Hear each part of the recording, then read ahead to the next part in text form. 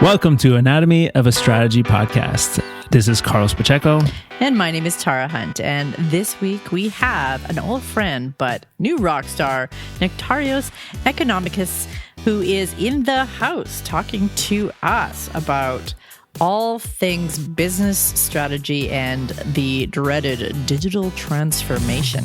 Nectar is an old friend of mine, of ours actually, from the world of advertising, and he worked quite a few years at Google Montreal and now runs the PNR, which stands for, we found out coming up, we'll just give you a little spoiler, point of no return. You'll love the story that he has to tell. But his background is strategy in marketing, executive with over 15 years of experience. And at PNR, he leads business transformation and strategy for his clients. All right, let's get to it. Nectar, welcome to the show. Thanks for having me. I've been wanting to have you here for quite some time. I think we've been, trying to go back and forth over the last couple of years. I ended up going on your show, faster than you ended up coming on ours. I want to sort of talk about like memory lane. You worked in agencies, and then you helped. You were one of the first employee at Google Montreal to help, sort of for business development. Tell us about that. Tell us about that. Tell us about your history and who you are, because for some of the people that are listening, they may not already follow your podcast. Feel free to, of course, plug that. Plug it in for sure. Podcast for sure, yeah. As well. Memory lane. So Carlos and I, we go back. So it's like, I started as a kid in the agency world. In the early 2000s. Back then, digital was called interactive. So it was like, I worked at an interactive agency where kind of like basically, just like young kid thrust into the fire working with big companies, and no one really knew what was going on. So what was fun back then is that you quickly felt competent because there's no one else really knew also what was going on. So starting to work with bigger brands, and I worked at a few different agencies. At one point, working at a large national agency, I had a relatively big search and SEO team, so we're doing big campaigns for some really well-known brands, big Canadian brands. And life was good. I couldn't complain. And then I got an opportunity. It's funny because I was spending a lot of my customers' money on platforms like Google and Facebook.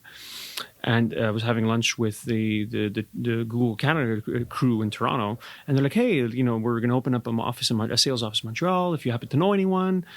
And I was like, "Oh yeah, actually, I could definitely help. I'm connected. I know people." And then like a week goes by, and I'm like, "Wait a minute, maybe I don't want to apply." It was really kind of like naive like this, So I was like, "Sure." So and then I applied, and it was one of those, you have to be lucky to be good and good to be lucky, and it was like right place, right time. And I happened to be the first employee hired from a business development perspective in Google Montreal. There's already an engineering outfit. So that made for a nice little culture clash. I was like, I came in, wearing jeans and blazers and bringing in customers. And the engineers were like, what is going on here? Who are these people? And why are you here? An ad world guy. Yeah, it's like, we can't have people here. And it's like, no. Like the free food you're eating, these people are paying for it, right? So, but it was a great experience. And that's where we met, right? Your agency side. So when I first started, I was responsible for helping agencies, and that's where our paths crossed. Yeah, exactly. That's, I think I had heard your name before you joined Google, but then we actually formally met once you were at Google. But but you left the warm belly of Google at some point to go off and do something else. Tell us about that. Why would you leave the... Yeah, my wife asked me the same question. Why leave the best company in the world? And benefits, free food. Yeah. Doesn't everybody want to work at Google? It was a bit of a fantasy land, to be honest, from the outside. I remember when people complain about the food, I'd be like, what the why are you guys it's free food, and it's amazing, right? The perks, the benefits, and honestly, the culture's pretty solid. So every year, I'm still a bit of a fanboy, but it was a great experience, and a lot of it's because of the people. There was just a great quality of people that are there, but ultimately, it's the work that you're doing is what motivates you. It's really the biggest intrinsic motivator of any job. And I was like, do I want to stay in ad sales, for the next 10 years and be comfortable and sure, benefits and compensation, everything was great. But I found that it was still lacking, right? I was like, going through a little, let's say, not a little, early midlife crisis. And parallel to that, I had done some angel investing while I was there. And for me, being an angel in startups was a way to learn. It was like an expensive MBA into that world. It wasn't because I was, I didn't have any financial freedom. It was more like, okay, here's a check, and I really hope it works out. And it was a way to give back to a few startups that I thought had potential. And that working with early stage companies kind of gave me this, a bit of a shot in the pants. It's like, hey, maybe I want to try this, So that's what led me to thinking. That's what led a few conversations with two partners to start something else. And that's kind of the reason of why I left. Awesome. So you got the startup bug. How did that work out? It's still kind of working out. Nice. The quick inception story. So while I was at Google, my role was business development, right? So it was a very consultative approach, right? So I'm meeting with CMOs, CEOs of big Canadian companies. I tell them, hey, obviously you need to spend more on Google's platforms. But I was also... It's always the answer from Google. Always spend more. Yeah. We've made fun of that in the past. We'll sit down, help you strategize. And the strategy is always spend more. Why aren't you 10xing your spend? Yeah. That's kind of the classic one. No, but not a strategy. We were looking at, okay, like I was giving in, trying to give counsel on, maybe you should internalize certain marketing functions, like, work with different types of agencies and like think of your strategy at a different level, because it's not just about clicks. It's really, it's a higher level or higher order level problem than simply a website and more traffic and more online conversions. It's a cultural one. It's a strategic one. And that was, it kind of was the genesis of the idea is like, hey, like no one's really figured out this issue of like, how do people navigate these waters? So we're like, okay, how do we solve this? So it's like, oh, there's this thing called, strategy consulting. Well, like, that seems like a good field to be able to tackle this kind of challenge. So we started a management consulting firm. We're like, okay, we'll help, we'll specialize in really the intersection of strategy and technology. How do you help kind of companies navigate the waters, but really without selling them the execution work of like being agnostic, essentially, right? So you don't need, like, we're not there to tell you we're going to build your website or we're going to do your content or drive more, social media or whatever. We're going to look at everything from a business and from a pragmatic approach. And that was the original vision. Yeah. And so, I mean, there's been an evolution since then, because you don't necessarily do the content, you don't necessarily implement the marketing strategy, but you are there as a strategic partner with your clients for a long time, because you were telling us that the way you approach it is not the PwC Deloitte, here's your big fat report, now go forth and do whatever. You actually don't do that big fat report. You approach it in much more, you talked about agile. Yeah, exactly. So like the quick history. So when we started, we're three guys in a basement working out of cafes, and we're like, we're going to go work with Air Canada and like TD Bank. And, obviously they don't know what they're doing. Just look at their websites, right? They're horrendous. So we're going to be able to like help them. And yeah, there are three guys with having never done this, without a brand, without a real model. I guess what didn't work out for working with big companies at first. So the first year was kind of finding ourselves. Where we started gaining traction was with tech companies that were like, hey, you guys, there were three guys from that space. You understand the language, you can help us grow and scale. So that was our first customer base. And it ended up being a very kind of like serendipitous kind of customer, because when we started working with them, we're doing strategic planning, which is like helping them map out where they want to go. But we looked around and we're like, there was no real methodology that was geared towards these types of companies, right? Ones that are high growth. So it's like, you can't have one a methodology that's static. Right. Because all these methodologies were created in the 70s and 80s, right? And for all intents and purposes in the prehistoric age when it comes to technology. So we're like, okay, well, what else is there? So that's where we look to the adjacent field of software, right? So in software, Agile is the main development methodology, right? So created in 2001, and since then it's picked up a lot of steam, and 95% of every software company uses this method to create starting with a minimum viable product and then like iterating. No, it's not the same thing. No, it's a different concept. So a minimum viable product comes from lean startup. Lean startup, yeah. Agile, which I thought was based on lean a little. No. There's similar philosophies in terms of reiteration, but very simply, Agile is one that is a very iterative model, right? And the way we applied it for strategy is simply taking the, let's say, a very simplified version of Scrum and applied it to strategic planning. What that means is quite simply is we'll take, let's say, we call it epic. So what is the ideal end state of your company within a year? We'll call this an epic. So typically between 3 big priorities, and then we'll actually break it down into a specific execution plan. So we're going beyond just like the big in the sky, big ideas, breaking it down into specific actions for our customers to actually. Does EPIC stand for something, or you just call it? No, it's called EPIC. Yeah, Okay. It's a geeky term. I thought maybe it was like a acronym. Acronym of some sort. And I could talk a lot more about it. And I guess essentially our technology customers ended up using it, liking it, because it's very akin to how they develop their products, and it's one where it's iterative, right? So we're able to adjust the plan based on progress, right? So the traditional model is like you work on your strategy, but then like what happens if you finish before, right? Do you just like go back and do another retreat? What happens if you're delayed? Like, all these things are not accounted for in a traditional method. By incorporating Agile, we've added a lot more rigor to the discipline and metrics as well, because we're able to quantify the execution. So we started doing this in Google Docs and like spreadsheets, and we got such good feedback. We're like, why don't we build a platform, right? Instead of doing this in Excel. So we have our own software that basically is a very simplified version of Jira that we're able to basically incorporate a strategic plan, and our customers have like real-time access to their plan. So again, it's really kind of a top-down approach of how we look at it, and we obviously have like a technology lens, but it's really a business-driven kind of outcome is what we're looking at. So at the beginning, like you'd sit down with somebody and you would define is the first step like nailing down those goals.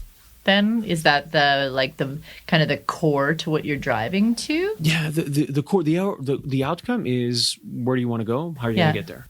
There's a few steps before. Sometimes we want to define, let's say, what are the values of the company? What's the moonshot? Where you want to go? So some of those elements are incorporated from the more classic methods, but we do also want to get to the point of like, okay, where does the rubber hit the road? And that's really where a lot of the tension surface, like we were talking just before. Most methods will stop at, here's the big 3 priorities, and we'll end up, go out and go do them somehow, or there'll be a few, let's say, projects and like high level projects started. With an Agile method, it's like we're actually debating on each item in that execution plan. So it could be a bit tedious, but also very useful because you have executives that actually understand the plan. Right. And that's where the trade-offs end up happening, right? Because strategy is essentially not simply a choice of what you want to do, but it's a choice of what you don't want to do, right? Right. So that's a big constraint of like, hey, it's great. Like the idea is you could do so many things. It's easy to add stuff and lines on like bullet point on a whiteboard. We're going to do all these 10 things, right? And then it's like, okay, well, do we have the manpower? Do we have the money? Do we have the capabilities to do all this? Do we have the right partners? And then when you get down to that level, that's where, shit gets real and it gets productive at the same time. Do you ever, we have this sometimes where a client will come to us and they'll have a plan or a goal set and you're like, God, I'm not sure if that's like the right goal. Do you ever encounter those scenarios where, maybe describe the process, like when you first sit down, is it like, okay, we're taking a whole day to do this, like, and then they might say, okay, so we want to be this size of company or whatever, and you're like, yeah, I don't think that's a realistic goal. Well, we're hired because we want to push the clients, right? So we're there to challenge. Typically, we'll do kind of classic discovery and sitting down, figuring out what the business is, figuring out their industry. Then we'll do like a retreat, the 2-day retreat, let's say, where all those conversations occur. But we're prepared coming into that session. We know kind of where they want to go. We've had prior conversations as well. Right. Our clients, the person that hires is the CEO or someone on the board. Yeah. So we obviously have that line of communication to help understand, hey, here's what we see as priorities, and kind of getting a little bit of agreement before we get into the retreat. But the biggest challenge is really the human element, right? I don't want to use the word political because it comes with certain connotations, but it is a little bit of a political challenge. You have, people that have their own sandbox and their own authority over large zones of the organization. How do we get these people all looking in the same direction, right? So our method isn't one. I don't think it's a panacea. I don't think it solves everything, but it does help people looking in the same direction. Yeah. And that's one that I think is highly valuable, because if you want to make any kind of change, especially at a strategic level, all the people that run the company need to be pointing in the same direction. And that's what Agile helps us do. Yeah. And so when you set down that, what did you call it? Like the plan to, within the software to get to Epic. Yeah, the backlog. The backlog, yeah. So when you've set that down and all the steps to get there, I guess anybody that comes along that says, oh, we should be doing this, they would have to examine that idea against like that trajectory towards that, that end of the year, what you're going to be looking at. Exactly. Yeah. So there's two parts. So there's the democratic part and an autocratic part. The democratic part is where we all build the execution plan together, right? Because these are the people who have the most information. We're obviously contributing as well, given our expertise in technology. But then everyone kind of we have to vote on the items, and that's where the democracy comes in. So very simple. In Agile, there's something called the Fibonacci Sequence: 2, 3, 5, 8, 13. So it's a very subjective scoring. This is like every software developer uses this. And 13 is something very complex, a lot of effort, and 2 is something relatively easy. So let's say we do one for Truly, right? Truly, you want to expand and open up, let's say, New York office, right? Which is imminent. So one of the items will be hire a New York GM, right? So find a firm. Like Carlos is going to vote 13. I'm going to say 2. And then the system's going to stop us and say, hey, wait a second. There's a disconnect here. Why do you think it's a 13 and I think it's a 2? So we actually have to debate and figure out, okay, well, the difficulty behind it needs to be agreed upon. So we get down to the level of actually understanding what each of these points really, truly represents in terms of effort and complexity. So that is the first element. That's how we quantify the execution plan. And then the second element, where it's the autocratic piece, is the hippo, the highest paid person's opinion, basically decides is this a 1 in priority all the way to a 5 being less important, but does it publicly. So if he or she voices, I think this is a 4, well then someone else around the table is going to be like, well actually I think this is a 1 for ABC reason.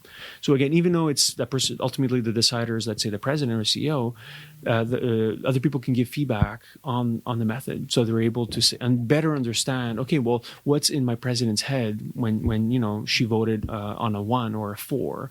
So they understand what is important to work on at first, what's less important for the entire organization. So again, this notion of alignment, that's quite important. Yeah, it still sounds like so complex in that way that, I mean, when you think about driving towards that goal in the end, and all of those, all of the things that are on the action plan versus, you said you were talking about the backlog. So the things that aren't priority get put on a list that if you finish the priority things, you can start to, is that how the backlog works? Very simply, backlog is the entire list. It's all okay. of it. So everything you're working on. And then every month, every sprint, we're deciding on what to work on during that sprint. And the way you prioritize. Exactly. It. So you should be taking stuff that's higher priority. So that's kind of how you decide. Right. And then that's a signal for everyone to know, hey, I'm working on ABC this month. Right. So also this notion of accountability. If I take an item, well, I'm accountable to its completion. Right. And there isn't this notion of it's 80% done, so I kind of get credit. It's done or not. So it's very binary, right? So you can't say, oh, I just need to make one more call or whatever.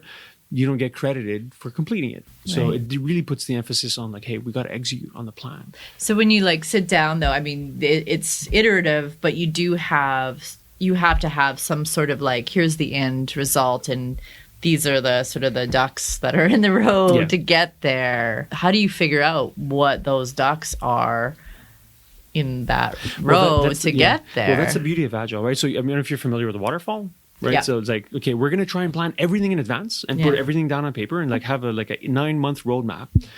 The way we look at it is actually that's not the right way to do a strategic plan. You'll progress based on how quickly the team is executing. So the notion of hey, we need to do all this in this certain order goes out the window. So we do things and evolve it every single month. So this notion of being adaptable that we think is really, really important, right? I know we'll maybe talk about digital later and the whole buzzwords around the industry, but the way we look at it is, technology is basically a key driver in the change in the market. So companies need to adjust faster to the world today, essentially, right? So the consequence of that is that every single company needs to adjust its circadian rhythm. It needs to move at a faster pace than 10 years ago, and it will be even a faster pace in 10 years from now. So our method is one where we think it helps companies become more adaptable to the market. I don't think it's a panacea. It's not a holy grail, but it is solving maybe 2-3% of that problem of like getting people at the top looking the same direction and having a strategy that is iterative and adaptable. So, but obviously there's a lot more to it than just that. And yeah, I'm obviously biased, but I think it really helps in that direction of this notion of being adaptable. You work with what kind of companies now? Have you worked with on that planning side, the strategy? Yeah. What's fun is that it really runs the gamut. We work with like CPG, we work with manufacturers, e-commerce, software, mobile. The two distinct sets are either high growth technology companies, so companies that are like doubling every year and looking to scale, or more established quote unquote traditional companies that are looking to better utilize technology in their firms and really apply it at the strategic level. But it really runs the gambit. What's fun is that we're not really sector specific. We apply kind of the lens of strategy and technology, that intersection to challenges.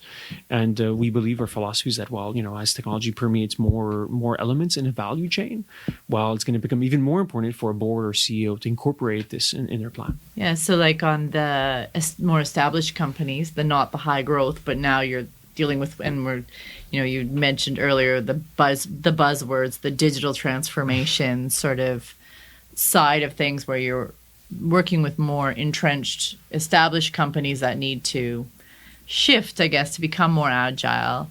Do you approach these different from the high growth in that case? Then? Our method's the same. It's the outcome that's different. So we still apply the same methodology. We have the same kind of approach. It's just the epics end up being different, right? The priorities are different usually between the two. But yeah, what's cool about it is that we still kind of look at it the same way. What's interesting is by having a foot in both worlds, sometimes we uncover, potential relationships between those two kind of like distinct. They don't often talk to each other, right? Mm-hmm. The tech geeks are not talking to the big, megacorp companies often. And there's benefits to those two people knowing each other. For sure. And, we kind of play matchmaker sometimes in between those two worlds. And oftentimes when we're involved in like a large scale project where we need to bring partners around the table, because we're just consultants. So we're not doing any of the, the work like, the coding or the programming or any of the actual execution, while knowing who's good in the field in tech, oftentimes they're our customers, it really helps. When you think about a strategy in general, how would you define strategy to anybody who's, taking you to task or a potential client? Like, you need a strategy because A, B, C, or whatever. Yeah. It's a tough question. It's a tough question because there isn't there are a few common definitions, and I kind of read up on this, kind of a strategy geek and reading up a lot about it. So there's a lot of different ways to look at it. Like at the most simplest level, it is a set of choices that a leader acts upon to basically make his or her organization more competitive. That's the way I look at it. There are other definitions. Those set of choices are obviously a set of choices of things you do and things you don't do.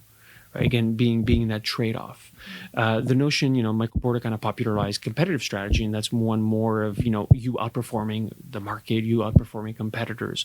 And I think it's still relevant. The way I look at it more today is, it's that, that expression, it's not the fastest animal that wins the race, it's the one that's more adaptable to change. Mm-hmm. And that's kind of been the story of the human species, right? Like, we always adapt to change.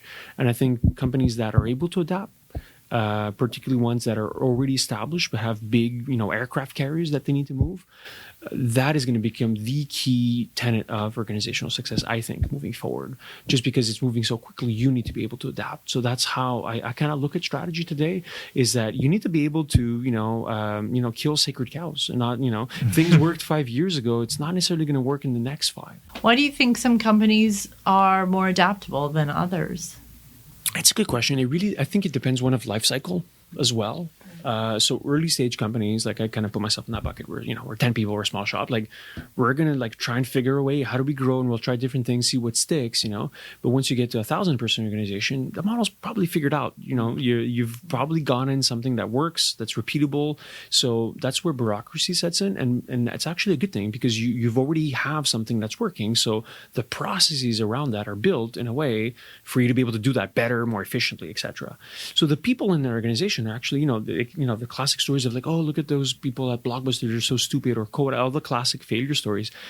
Those people weren't that stupid. It's not that they're not intelligent. It's just you have such a big change that's necessary to make, be it culture, be it the organizational structure, makes it much more challenging when, let's say, the new shift happens, right, in mobile comms or whatever new technology paradigm happens to take over. Well, and you likely have a lot of people that have been there for a lot of years. Yeah.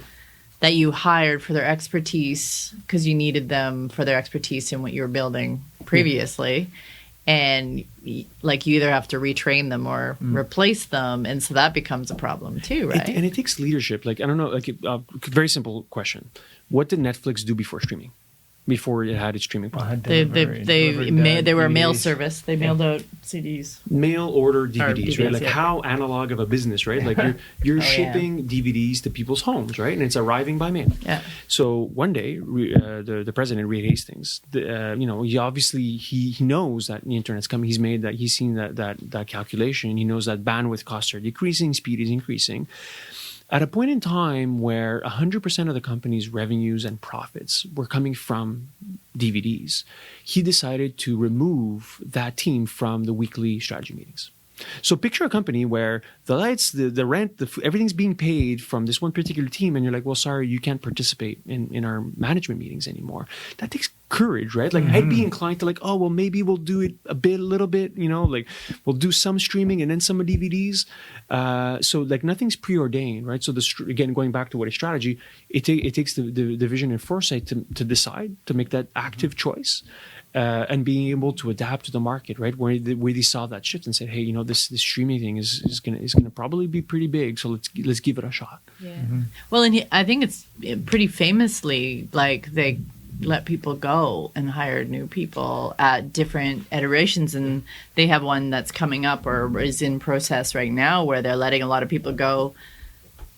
As far as developing the site, and they're hiring more on the developing the content side. So that's also happening too. So, I mean, it's a bit brutal, but it's also, I mean, from what I understand, their exit packages are like pretty generous, and they're like, you just don't have a place here anymore. Yeah.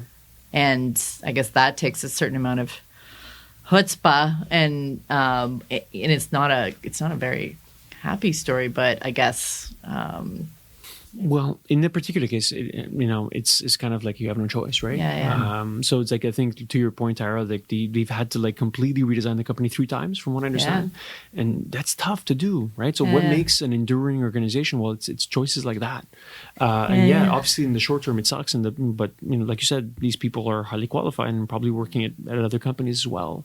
So do you go in because like years ago I worked for a very short stint at Intuit. Oh, really? And I still love Intuit, and I think they've done a really nice job shifting. But at the time that I was there, I was like, I can't stay here because they had, I was part of this new division that was all about planning for the future of like Intuit in the cloud. We were working with partners. It was a part of the partner platform. That group is still doing really amazing things, but like it was kind of like, there's not really a lot of budget because like we make most of our money from the green box in Staples, and they kind of had structured at that time, and I think they changed after I left, but they had structured their budget based on where their income was coming. Very different than Netflix. They weren't looking at where the puck was going, I guess. They were looking at where it was right now. And so there was a lot of frustration in the company. I think after I left, not too long, they actually changed a lot of that, obviously, because they have adapted beautifully after the fact. But I see that a lot. Is like, sorry, this is where we're making our money. So that's where we're going to continue to put our resources and marketing dollars and our efforts. And you guys are just experimental over there, even though that's where the puck. Yeah, well, that begs the question, Tara, is then how do you do this, right? There's one question I really think about a lot and say, okay, how do you do this thing called innovation, right? Which means it means a lot. And there isn't one circumscribed way. Obviously, it really depends kind of the context of the company. The other example I really like, again, it's a really well-known one, is with something called the Fire Phone. You guys know what that is? I imagine you do. Amazon Fire Phone. Oh, yeah. I was like, are you talking about the Amazon Fire Phone? Yeah. So, in 2015, they decided to their core strategy is focus on the customer experience, right? And they're like, okay, we're letting Apple and Google run away with this whole smartphone market. So we need to develop our own phone to go and counter and be in our customers' pockets, right? So with much fanfare, they launched the Fire Phone. They spent upwards of $400 million, and within 18 months, the whole project was shuttered. Right. They didn't sell almost any phones, right? It didn't work. The president's on stage yelling. It didn't help, right? It was already too late. They had missed that mark, right? But what that forced them to do is go back to the blackboard. And they went back to the blackboard and they're like, okay, well, we can't win the smartphone wars. It seems that we're too late. Where else are our customers spending time? Oh, they're spending time in the home, right? And there seems to be none of our competitors there. And that's where they've developed the Echo as a result of that Fire Phone failure. Right. So they then transformed that loss into this huge win. And today, obviously, everyone knows about the Echo and the Google Home and the Mini, etc. And they have 70% market share. You have like 100 million devices sold or whatever it is. And a lot of it is because of the initial failure of the Fire Phone, right? And yes, it cost $400 million. You're like, oh, well, Amazon has $400 million. They could spend it. But it's actually, if you look at it at the time, was like 0.5% of their revenues. So it wasn't a bet the company risk, right? Yeah. So I think any organization should have this mindset of like, hey, let's take a certain percentage of our budget that we're just willing to throw away and say, okay, if it's going to be binary. It's either going to go to zero because it's risky, or it's going to return 5 times, right? Kind of like a startup mentality. To your previous point about lean startup, that's what that is, right? Yeah. Being able to develop something quickly, iteratively, and get traction. Yeah, well, and you also see, but you see like a lot of companies like Microsoft, for instance, or there's a bunch of companies out there that have kind of repeatedly failed at, launching into these new markets or creating these new markets, or they've been super early in that space. So Microsoft, for instance, they had this the Surface, way before, and it just didn't take off. And a lot of you see also a lot of stories about how the main sort of beast, the corporate culture, can also negatively influence the innovation. And the other example, of course, is Xbox from Microsoft, which has done incredibly well, and the lore around that, and I'm not sure if it's true, is it's because it's completely separated culturally, from the belly of the Microsoft beast at that time. So do you think there's any sort of lesson on that side of things, like on the innovate, but like give a lot of autonomy or something to those projects? Yeah, there's I'm going to put my Google hat on for a second. And, so the rule was 70, 20, 10. Right. So 70% you work on your core, 20% adjacent projects, and then 10% far out future stuff, right? And I think they've done better than most, even though it remains to be seen if it's going to, some of these far-flung projects like the Google X ones are going to be profitable one day. But they are definitely striving towards and creating innovations, right? So we've seen a lot of them kind of come out of that Skunkworks project. I think for companies that are not with massive balance sheets like Google that can just spend billions on these these pretty out there projects, I think it's incumbent on everyone to kind of think about it, like you said, how do we give people autonomy and the cultural aptitude to fail and be okay. And some of it is simple things like being brutally candid, but being accountable, right? So having an open and safe environment to be able to voice your opinions sometimes is one that's necessary, right? If everyone's kind of saying yes to the boss, but not giving active feedback, hey, I disagree on this. So it goes back to tolerance for risk, right? If you don't, how do you compensate your people? Right? So it comes back to we have to tolerate risk. So if people are taking risks, we shouldn't punish them outwardly. So we should try and reward failures. So it's funny. I was reading Amazon's letter to shareholders today. I think it came out today, and the president saying that we're not taking big enough bets. Oh, yeah. It's like we should be trying to fail more on a bigger scale. We're not actively trying to do it, but at our size, the failures need to be big, massive craters, right? And I kind of applaud that thinking and that philosophy, because I think it's necessary today, because no one can predict what the future is going to be, right? Like when the iPhone came out, right, in 2007, I was, I don't think anyone, and Steve Jobs probably the first one to say, "Hey, this is going to reinvent transportation and online dating." Like no one thought about Tinder. Steve or Jobs might have thought it, but but the rest of us. But so you can't predict it, right? And these things were only 5 years after, right? Tinder and Uber came. It was not long after that they came up. So it's hard to preordain what is actually going to work.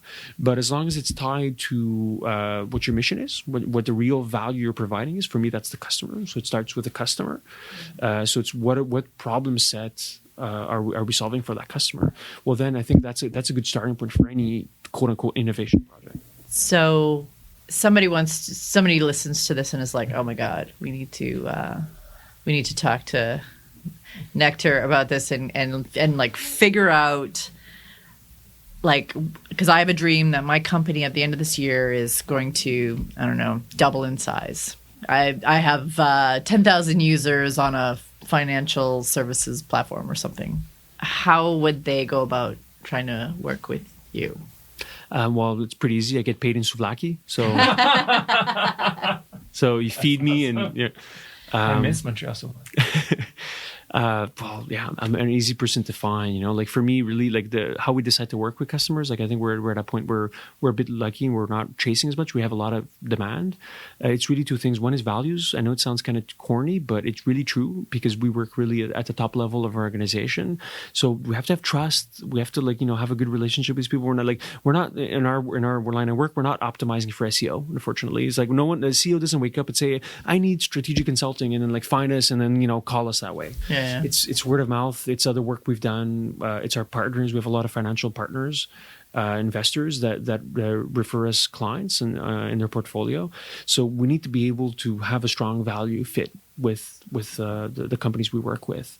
So yeah, it's like it's kind of the no assholes rule, right? It's like we have to we want to tell us, how do you identify assholes? Honestly, there's no it's really just gut, sometimes it's like I've been in those situations enough where it's like, oh, I really like to get this customer and get paid, and it's like, oh, but your heart deep down says this person is not going to follow through. And then the second part is more about the type of work, right? Because what we do is very ethereal to a certain extent, and strategy could be very, very broad. So the problem set, it needs to be one where it's going to help us get better at what we do. Right. So it's not going to be like, for instance, we're talking before, it's like, we don't do marketing strategy, and we don't do the execution type work, even though I've done that in my past life. We're really staying only at the company level, because that's our sweet spot. That's what I concentrate on. And so it goes back to, we choose to do work that helps us get better at that, rather than either other stuff that might sound easy or we get approached for. It's tough to say no, but we have the luxury today. Yeah. We've gone through that experience of taking on something that is not necessarily our expertise, but we know that how to do it, but it's not our core thing, and it's fitness. Never works out. It never works out. Never works out. Even if we do a good job, and so we're of the mindset that, I hate the whole we're a full service agency thing, because I would rather recommend to my clients that they work with somebody who's really, really good at that piece that they need to have solved. I feel like that makes me a better consultant in that way. If somebody comes to us and says, oh, we need really high level, amazing video, we want to do a documentary. We know people, our partners we've worked with at Shaftesbury, they do amazing work. Can we bring them in? That's the sort of thing that we would want to do. We're not going to be like, oh yeah, we can do it. Because that's going to fail at the end of the day. We can do video, but can we do the kind of video that they're going to need at the end of the day. No. So that's cool. Yeah. Awesome. Well, it's been a pleasure to have you. Did you want to go? I was like, it's done. Did you? Well, where can people find you? Yeah, let us know where. When somebody is looking for the type of services you guys provide. For sure, yeah. It's on the interwebs is the easiest place. So our website's thepnr.com. We'll link it in the show notes. Sure. So the short story is the PNR, short for point of no return. So it's kind of like the brand that we're trying to build, where we're talking about there's no going back to this pre-digital age, and so it's only moving forward. So it's kind of the tongue-in-cheek story. There's also a personal story, which I don't know if you want to get into, but it's one where very, very quickly I was offered like a sabbatical at Google. It's like, hey, why don't you try your startup thing for 6 months, and if you don't, if it doesn't work out, you can come back. So it's like, it's very tough to turn down, but I did ultimately for two reasons. One, I couldn't have that hanging over the heads of my partners. It's like, hey, I'm going to do this thing, but I have an escape route. But two is like 6 months wasn't enough to tell me, hey, this is going to work or not, So when I decided to refuse, I sent my partners this video of this story called Burning the Boats. So I don't know if you know the story. So it's this famous conquistador, Hernán Cortés, in 1682 or something. He came from Spain, and he came to conquer the Aztec Empire in Mexico, or modern day Mexico, and he ordered his soldiers to burn the boats. There was no going back to Spain, so they had to fight and win. There was victory or death, basically. And the rest of the story is that they did win. I don't know if it's a good story because there's a lot of murder in it, but yeah, I'm sure the Mexicans wouldn't be very happy with it. But that's so it's kind of saying, hey, we're going to try and do this thing and give it a shot. So point of no return. Yeah, it's the whole entrepreneurship mindset and just. And you are just Nectarios on Twitter. That is my handle. Yeah, you have just your first name. You must have been an early adopter. I was, yeah. There's also, I benefit from not having a lot of Nectarioses in the planet, so. Right. Yeah, it's very unique. Very unique. Yeah, absolutely. So, awesome. yeah. Thanks a lot. Yeah, thank you for having me.